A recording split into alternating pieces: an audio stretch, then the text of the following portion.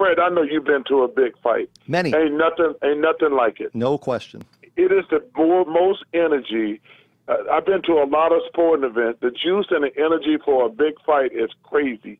And this one probably should have happened 2 years ago. But I still want to be there, and I can't wait.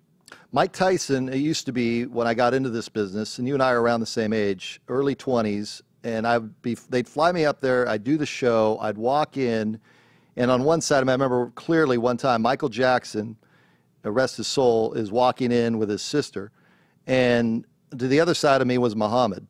And, you know, I'm early 20s, I didn't know what was going on, and it was awesome. And those fights, this I think maybe the revival of boxing. I don't buy WWE is going to take it over long term. No. But what I'm hoping is I'm hoping it's a great fight and they do it again. You know, it really bothers me. These guys, like Muhammad Ali and Frazier, fought 3 times.